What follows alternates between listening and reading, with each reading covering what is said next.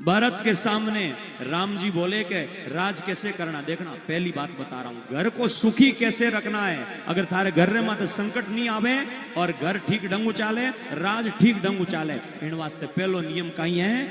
पहलो नियम ओ है कि आय रे संतारो आदर करियो, आय रे संतारो आदर करियो, पाइयो ठंडो नीर भरत बाई, तुम घर जाओ मेरा वीर।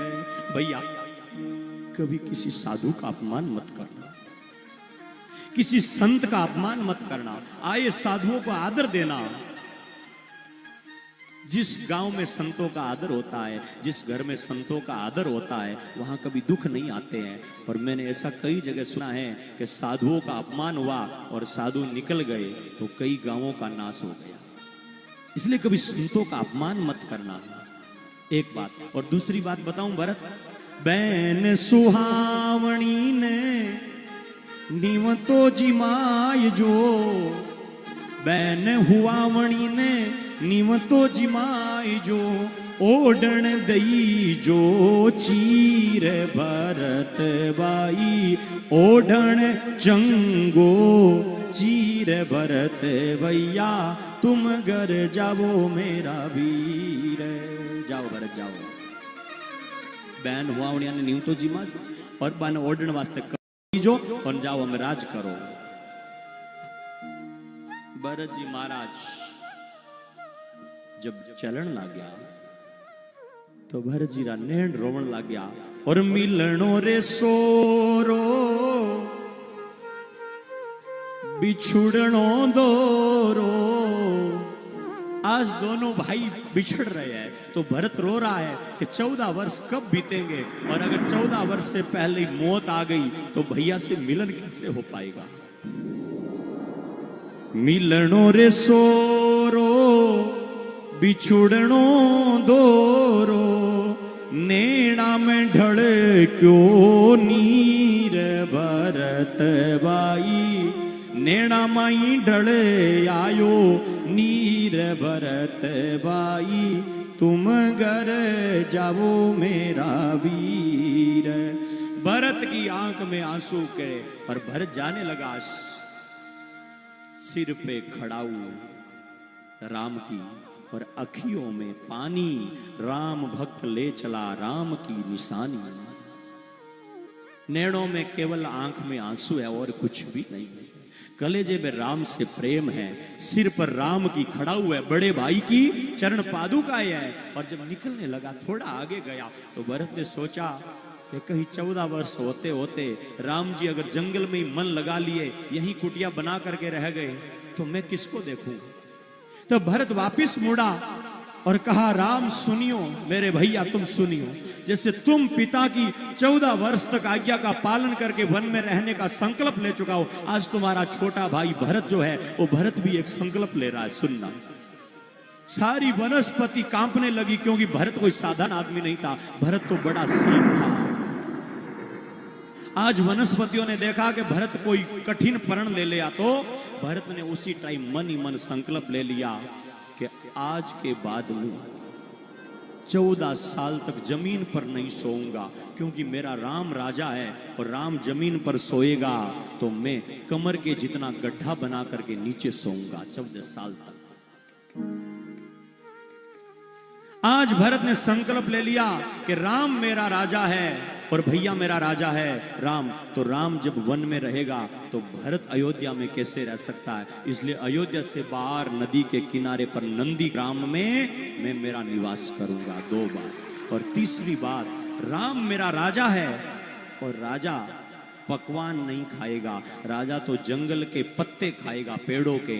और भरत वहां बैठे बैठे चूरमा खाएगा, मिठाई खाएगा। ऐसा नहीं हो सकता। अगर मेरा राम, मेरा बड़ा भाई राजा जो है वो जंगल के पत्ते खाएगा तो मैं 14 साल तक गाय के गोबर से जौ निकाल निकाल करके और उनको पीस करके खाऊंगा। संतों ने कहा कि वनवास हुआ तो राम का था, लेकिन भोगा भरत ने था। और भरत पीछे मुड़ करके राम से क्या कहा है कि तुमने 14 साल तक यहां रहने का, पिताजी की आज्ञा का संकल्प पूरा करने का तूने जो है पिताजी के वचनों को पूरा करने का संकल्प लिया है। तो आज तुम्हारा भाई भरत भी कह रहा है कि राम जी 14 वर्ष तक भरत तुम्हारी आज्ञा से राज चरण पादुका रख करके चलाएगा। लेकिन 14 वर्ष पूरे हो गए, और 14 वर्ष पूरे होने के बाद में अगर एक दिन भी बीत गया, 14 साल और एक दिन भी ऊपर बीत गया, तो आपका छोटा भाई भरत, आज सारे पेड़ सुने, आज वन सुने कि ये छोटा भाई भरत प्रतिज्ञा करता है कि जलती हुई आग में जग जाएगा, फिर भाई नहीं मिलेगा। अरे भाई का प्रेम क्या होता है, मैं आपसे कहूं, भाई से बड़ा कोई हितैषी नहीं होता है। बैठणो छाया में हुए चाहे केर, और रेणो भाया में हुए चाहे, भाई को छोड़ करके मत जाना।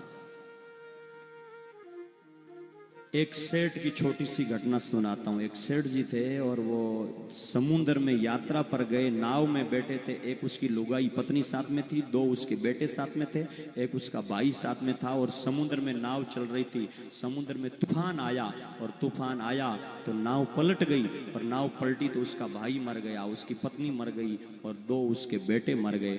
जब वो नाव में डूब करके मर गए तो सेठ एक बच गया, और वो बचा हुआ सेठ समुद्र के किनारे पर आकर के उस जो गीली जमीन होती है, रेतीली जमीन, उस रेतीली जमीन में आया और अंगुली से लिखने लगा कि आज मेरा भाई चला गया, मेरी एक बांह टूट गई, अब मेरा जीवन कैसे हो पाएगा, मेरा भाई चला गया।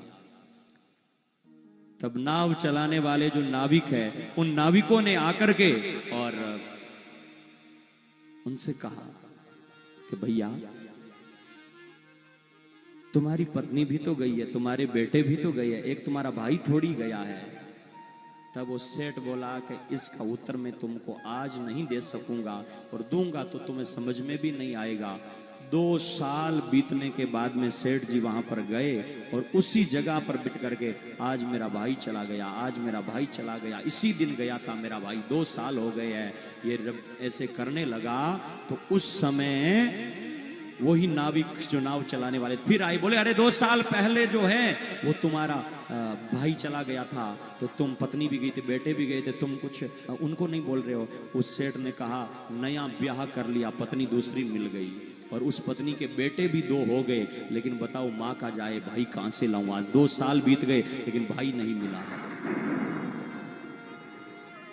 इसलिए कलयुग के अंदर आपको जहां ये लक्षण दिखे कि कलयुग ढोल बजा तो आवे रे चोड़े दाड़े, कलयुग आका कर तो आवे रे चोड़े दाड़े।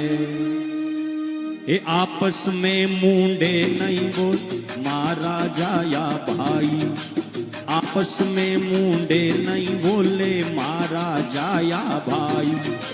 झूठा झूठा लड़े मुकदमा कोर्ट कचेड़िया माई, ए तो खुली रिश्वत खावे रे चोड़े दाड़े, कलयुग आका कर तो यावे रे चोड़े दाड़े। बेटा ने परणायो भाई बीननी गलिया में डोले रे, बेटा ने परणायो भाई बीननी गलिया में डोले रे। काम काज रोके वे सासू, काम काज रोके वे सासू, कलडी कलडी बोले रे, कलडी कलडी बोले रे। ओ बेटो बाप ने धमकावे रे चोड़े दाड़े, बेटो बाप ने धमकावे रे चोड़े दाड़े। ये हालात आज होने लगी तो समझ लीजो कि अठ कलयुग आ गयो है। बेटा ने परणायो बहुआड़ी गली में डोले, और सासू काम रोकेवे तो कलडी कलडी बोले, और बेटो बाप ने धमकावे चोड़े धाड़े। बाओ की गाना के है ते बूढ़ा हो गया चुप रही जे को रही नहीं, मैं गयो थान भी जरूरत को जाने कान जो इन डोगरो गुटर गुटर बैठो बैठो जाके। ये हालात परिवारों की हो गई है। अब इससे ज्यादा कलयुग क्या होगा? बाप को बेटा धमका रहा है। अरे ये तो वो भारत देश था जहां पर बाप के लिए बेटों ने राज छोड़ दिए थे। ये वो भारत देश था जहां पर बाप के लिए सरवण ने कावड़ घड़ा करके कंधे पर उठा करके तीर्थ यात्रों के लिए निकल पड़ा था। ये वो भारत देश है। जब राम ने महलों में सुना कि मेरे पिता दुख में हैं, तो पिताजी क्या दुख है ये भी नहीं पूछा, तुम्हें कोई चिंता नहीं है ये भी नहीं। जब गए पास में और जाकर के जब दशरथ अचेत होकर के पड़े थे, कैकेयी के सामने कुछ बोल नहीं पा रहे थे, तब राम ने चरणों में प्रणाम किया और कहा, पिताजी मैं जानता हूं तुम धर्म संकट में हो, तुम कैकेयी के वचनों में बंधे हुए हो, इसलिए मैं आपका बेटा हूं और बेटा होने के नाते मैं कहता हूं कि कोई बात नहीं, चरणों में प्रणाम करता हूं। पिताजी तुम राजी रहो, प्रसन्न रहो, मैं वन की ओर निकल पड़ता हूं। 14 साल तक वन में जंगल बिताऊंगा, जंगल में जीवन बिताऊंगा, लेकिन पिता तुम्हारे पर दुख नहीं आने दूंगा, तुम्हारे वचन झूठे न हो जाए, इसके लिए बेटे ने अपनी सारी जिंदगी वन में बिताने का निश्चय करके निकल पड़े। ये बाप के प्रति भक्ति थी। भागवत पढ़ना कभी पत्ते उठा करके। राजा ययाति छोटा बेटा था, बिल्कुल छोटा नन्हे वाला, और कहा बेटा इस बूढ़ा हो गया हूं, और शुक्राचार्य ने श्राप दे दिया था। तब शुक्राचार्य से हाथ जोड़े कि आपकी बेटी परणाई गई है और मैं बूढ़ा हो गया हूं, लेकिन अब विषय रस का आनंद भोगते भोगते तृप्ति नहीं हुई है। तब शुक्राचार्य ने कहा अगर तुम्हारे बेटों में से कोई तुम्हें जवानी दे तो ले लेना। तब पिताजी घर में गए और घर में जाकर के बेटे से कहा कि बेटा मैं बूढ़ा हो गया हूं, तू तेरी जवानी दे तो मैं जवान हो जाऊंगा। तब बेटे ने कहा पिताजी आपने ही तो मुझे ये शरीर दिया है, इस जवानी को मैं रख करके क्या करूंगा, ले जाओ मेरी जवानी को। और बेटे ने पिता के लिए अपनी जवानी अर्पण कर दी थी। क्या समझे यहां तक आज तक बेटे, जिन बेटों ने बाप की आंखों में आंसू के अलावा क्या दिया, लेकिन नाम सुना होगा कि नहीं होना, तो ना भीष्म पितामह का, भीष्म पितामह का नाम सुना? उस भीष्म पितामह का नाम भीष्म नहीं था, वो तो भीष्म प्रतिज्ञा करने के कारण भीष्म नाम पड़ा। पिताजी से कहा, पिताजी ने ब्याह किया तो कहा कि महाराज पुत्र धर्म के अनुसार विवाह होता है, तो विवाह होने के बाद में हमारी लड़की से जो बेटा होगा वही राजगद्दी संभालेगा। बोला ये तो ठीक है, लेकिन पहले से जो तुम्हारे बेटे हैं वो अगर कोई बीच में टांग अड़ा दे तो। तब भीष्म जी को पता चला कि मेरा पिताजी दूसरा ब्याह तो करना चाहते हैं, लेकिन मेरे कारण समस्या आ रही है। भीष्म जी ने कहा मैं ब्याह कोई टांग नहीं अड़ाऊंगा। तब उन्होंने कहा ठीक है तुम तो नहीं कुछ गड़बड़ करोगे, लेकिन तुमने ब्याह किया और तुम्हारे बेटे हुए वो कहेंगे कि हमारे दादा का था, हमारा था, तुम कौन हो करने वाले, तब क्या करोगे? भीष्म ने कहा अगर पिताजी ऐसा ही है तो कोई बात नहीं, मैं आज से संकल्प करता हूं कि मैं पिता के लिए आज जीवन कमारा रहूंगा, ब्याह भी नहीं करूंगा। ये बेटे थे। અને आज केड़ो जमानो आयो, आज बूढ़ा बाप 80 साल का घर में रो रहा है और हाथाजोड़ी कर रहा है कि बेटा इसमें छोड़ दे, जर्दा छोड़ दे, अफीम छोड़ दे। आज कई बार तो, एक बार तो यूपी साइड का एक वीडियो आया, आज बेटियों ने और बेटों ने बाप की हालत क्या कर रखी है। उस बेटी के सामने पगड़ी उतार करके बाप ने रखी, कोई लड़की जो थी वो लड़की किसी प्रेम प्रसंग में पड़ गई, और जब पिताजी ने पगड़ी उतार करके रखी कि बेटी ये पगड़ी तुम्हारे चरणों में लाज रख, तो बेटी को शर्म नहीं आई कि उस पगड़ी को लात की ठोकर मार गई। जहां बेटों ने जवानी दी हो, जहां बेटों ने कावड़ उठा करके और पिता के जीवन के लिए समर्पण किया हो, जवानी दे दी हो, सब कुछ दे दिया, आजीवन कमारा रहने का संकल्प ले लिया हो, उसी देश में बेटे और बेटियां बाप की आंखों में आंसू दे रहे, तो ये कलयुग नहीं तो और क्या है? इससे ज्यादा कलयुग क्या होगा? मेरे जवान बहनों और भाइयों दोनों सुनना, अगर तुम्हारे किसी काम के कारण बाप की आंख में आंसू आ रहे हैं, मां के नैनों से आंसू आ रहे हैं ना, तो तुम्हारे जीवन के किए सारे पुण्य नष्ट हो जाते हैं। और तुम्हारा यहां जन्म, शास्त्रों की बात बता रहा हूं कि जिस बेटे और बेटी ने जवानी की उम्र में गलत काम करके, नशा करके, निंदा करके माँ और बाप की आंखों में आंसू दिए हैं, वहां शास्त्रों में लिखा कि उस बेटे और बेटी का जन्म तो माँ की सुंदरता नष्ट करने के लिए और बाप को दुख देने के लिए हुआ। क्या पाया उसने? जीवन में परशुराम जी का नाम सुना, 24 अवतारों में भी आता है। जहां मुझे ने कहा परशु राम के रूप में तद में रूप धर करके आया, परशुराम के रूप में आया और परशुराम जी तप कर रहा था तो एक सहसा अर्जुन नाम का राक्षस था और वो आकर के जमद अग्नि रेणु का माई पति और पत्नी को दुख दे करके, कष्ट दे करके और वहां की कामधेनु हड़ करके ले गया। तब परशुराम तप कर रहा था घर छोड़ करके और जंगल में जाकर के तप कर रहा था, लेकिन जब उनके कानों में भणकार पड़ी कि माँ को कोई दुख दे रहा है, माँ ने छाती पीटी, हाय बेटा राक्षस लोग दुख दे रहे हैं, तब उठियो पुरुष ध्यान तजकर लीनो धनुष उठाए एक बाण से मारियो। अपना तप छोड़ दिया कि अगर मां दुखी है तो तप भी बेकार है, उठा और एक धनुष उठा करके सहसा अर्जुन के सामने आगे आओ, ताकत है तो हिम्मत है तो। और वो निकला ऐसा कि मेरी मां को दुख दिया, पिता को दुख दिया है तो 21 बार पृथ्वी को क्षत्रियों से विहीन कर दिया, वो बेटे थे। और आज दूसरे कोई माँ बाप को दुख नहीं दे रहे हैं, मां के जाई ही मां को दुख दे रहे। आज पिता की आंखों में आंसू कोई दूसरा नहीं दे रहा है। एक मैं जगह का नाम तो नहीं बताऊंगा, लेकिन एक बूढ़े आदमी थे, मैं कहीं कथा कर रहा था, सच कहता हूं, वो मेरे पास में आए और कहा महाराज हमारे घर पर चलो। मैं 2-3 दिनों से कोई जागरणों में इधर था, जा नहीं पाया। आखिर दिन और आया कि महाराज जी 3 दिन हो गए। मैंने कहा मैं जागरणों में कथा के टाइम में आता हूँ, कथा पूरी होते निकल जाता हूँ। बोले थोड़ा चलिए। मैंने कहा शाम को देखते हैं, बात करी। तो फिर मैंने कहा है क्या? नहीं, बोले महाराज जी जरूर जाना है। जब मैं जाने के लिए तैयार हुआ तो उसके आंख में आंसू आ गए।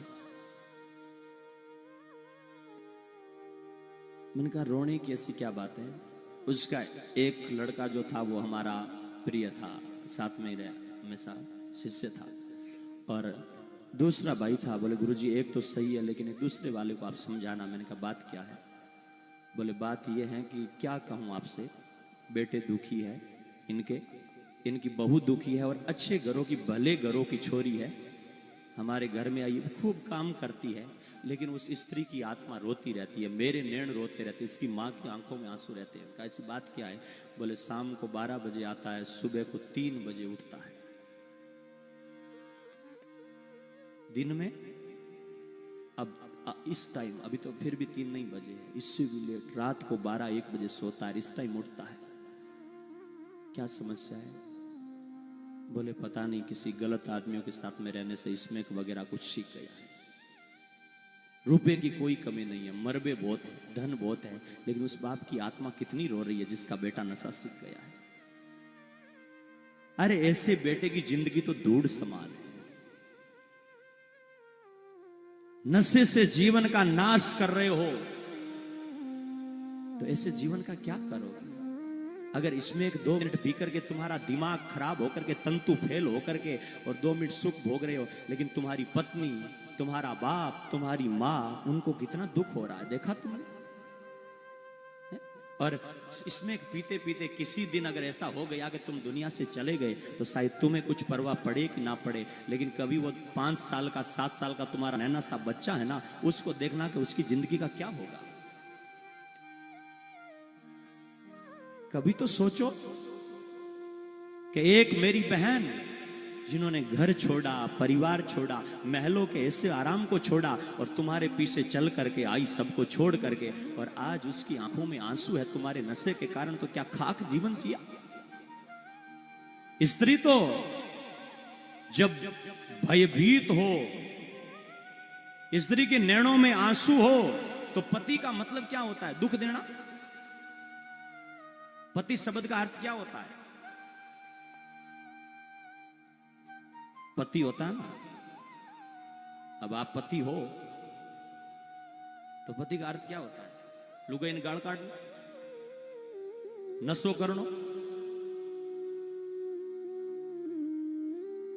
पति का अर्थ होता है रक्षा करने वाला, जो पत्नी की रक्षा करता है, वो पति होता है।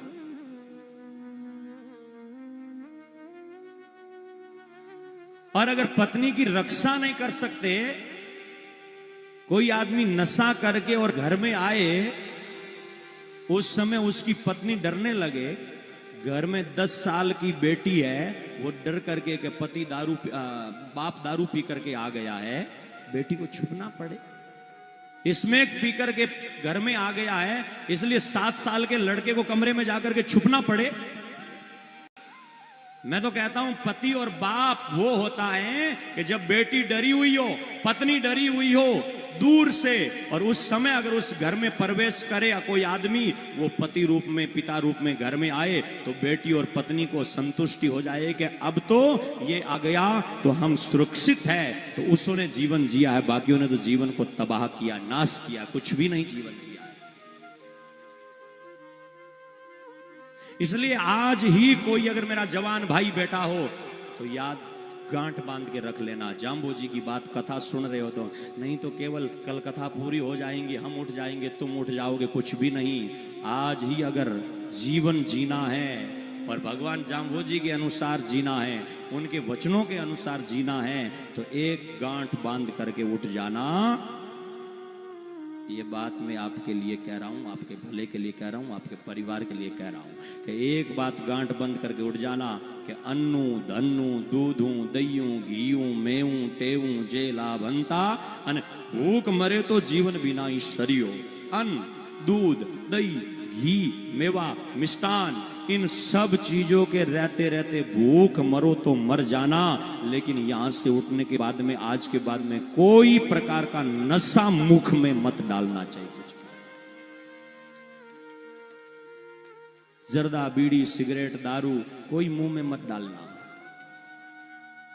नहीं तो जिस स्थान पर नशा किया जाएगा उस स्थान पर परीक्षित ने कलयुग को रिजर्वेशन किया है कि जहां नशा किया जाए वहां तुम रहो, लड़ाई झगड़े हो वहां पर कलयुग तुम रहो, और जहां पर जीवों को मारा जाता हो, हिंसा की जाती हो, वहां पर तुम रहो, और जिस स्थान पर व्यभिचार किया जाता है उस स्थान पर तुम रहो। तो 4 काम जिस स्थान पर होगा ना, उस स्थान पर कलयुग को आने से कोई नहीं रोक सकता। आप न्योता दे रहे हैं, और कलयुग को बचाना है तो जुआ मत खेलना, नशा मत करना, हिंसा मत करना, और व्यभिचार मत करना। ये 4 जो हैं तुम सावधानी के साथ में ध्यान रखना। अब कलयुग ने हाथ जोड़े कि महाराज चारा हूं तो कहीं वही मारो परिवार मोटो है, मैं तो समाई को नहीं पावे नहीं। तब परीक्षित ने एक स्थान और दिया, उसका नाम कहा गया सोना और अन्याय का धन। अन्याय का धन जिस स्थान पर आएगा वहां भी कलयुग आएगा। तो इन स्थानों पर कलयुग से बचना चाहते हो तो ये करना। गुरु महाराज जाम्बोजी ने भी, भगवान जाम्बोजी ने कहा कि शब्द वाणी में एक शब्द में कहा, कलयुग बरते चेतो लोई चेतो, चेतन आरूं जो चित होता, सोचित नाही बड़ खोटा संसारू। कलयुग बरत रहा है, इसलिए का सावधान रहो। और कलयुग में भगवान जाम्बोजी इन धरती रे माते आया तो गुरु महाराज जाम्बोजी 1540 रे माई सब लोगारो जीवन देखो तो लोग नशे रे माई आपकी जिंदगी गाड़ रहा, रतन काया मुग सुवर बरगो, और डोरा डमराड़ो काम तो इतरो बढ़ गयो कि पैर आला नाखून लेर सिर आली चोटी तक डोरा ही डोरा बांधुड़ा। और जेठे बाटो दिखे बड़ी सिंदूर डालन हे बढ़िया रे, वो काम भी शुरू हो गयो। जदे भगवान देखो कि ये लोग सब एड़ो सुंदर जो मिनख जमारो है, इन मिनख जमारे ने बर्बाद कर रहा है, तो गुरु महाराज जाम्बोजी 1540 से 42 तक भ्रमण कियो और उन बाद में 1542 रमाई सगड़ा लोगा ने धोरे रे माथे इकट्ठा कर और गुरु महाराज कहो कि भाई देखो अगर ते सुखी होना चाहो तो मैं एक पंथ बता रही हूँ थाने एक धर्म रो मार्ग बता रही हूँ धर्म री डगर बता रही हूँ उन डगर रे माथे चालोला तो सुख पाओला। गुरु महाराज उन पहली 1542 पहली जब काल पड़ियो और काल पड़ियो तो अठों लोग जो है सब लोग अपना घर खेत आने छोड़ छोड़ मालवड़ी तरफ जान लग गया। तो गुरु महाराज जाम्बोजी वाने अनाज बांटियो और अनाज बांटन पाछो एक साल रे बाद में आगे जमानो हो तो सब लोग आपरे बोरिया रमाई अनाज ले लेन पाछा गया के गुरुदेव थे माने काल रमाई सहायता करी अब थारो अनाज वापिस लेवो। जब गुरु महाराज भगवान जाम्बोजी कहो कि मने अनाज वापिस नहीं लेवनो है मैं तो थाने धर्म री डगर बताऊं इरे माते चालो तो मारो ऋण उतर जाई। जब कहो कई धर्म री डगर है गुरु महाराज 29 नियम बताया जब सगड़ा लोग मानने वास्ते तैयार होया लेकिन वे कहो कि भाई पहल कौन करे तैयार तो हगड़ा ही है पर पहली कौन करे आगे कौन आवे।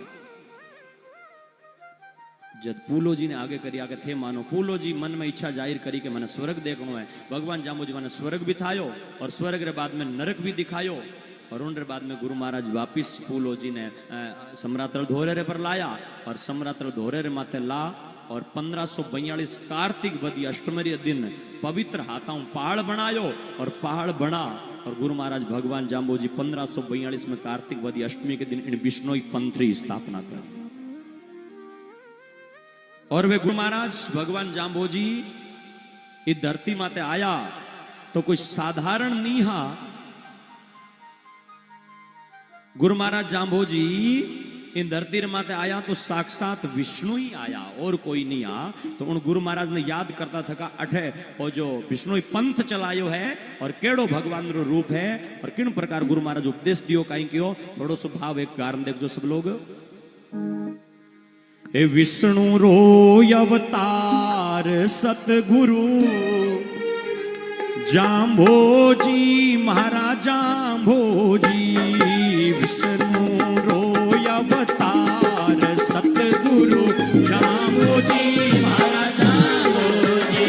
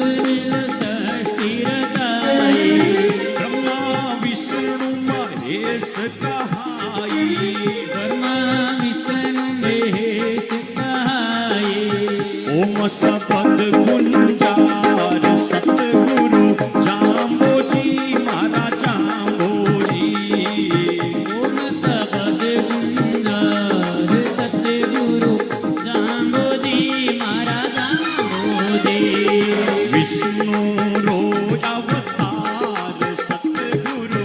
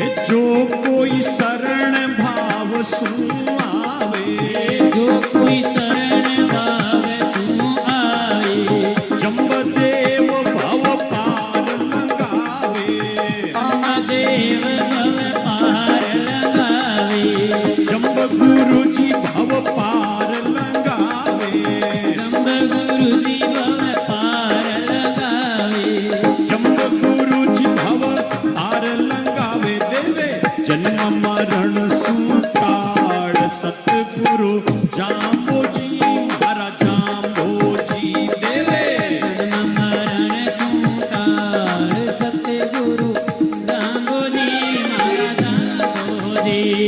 विष्णु रो अवतार सतगुरु जाम्बोजी महाराज जाम्बोजी।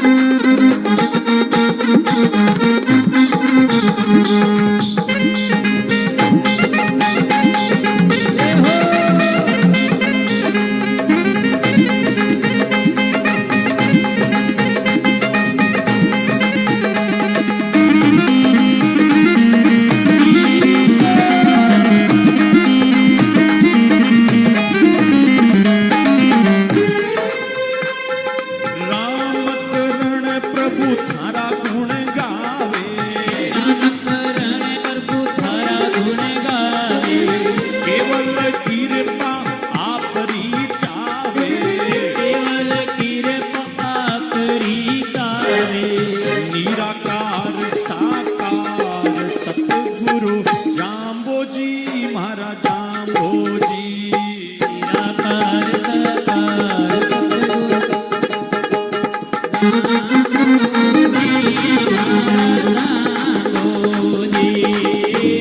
विष्णु राय अवतार सतगुरु जाम्बोजी महाराज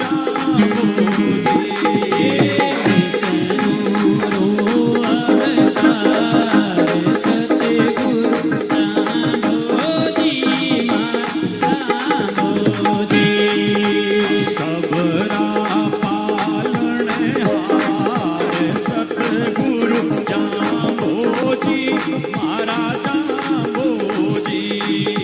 सबरा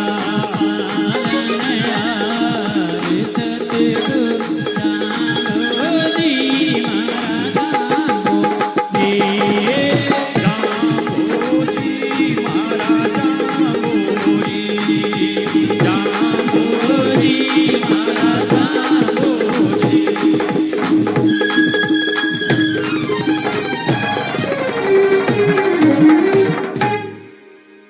बोलो जम्बेश्वर भगवान की, जय हो, विष्णु भगवान की जय हो, मात पिता गुरुदेव की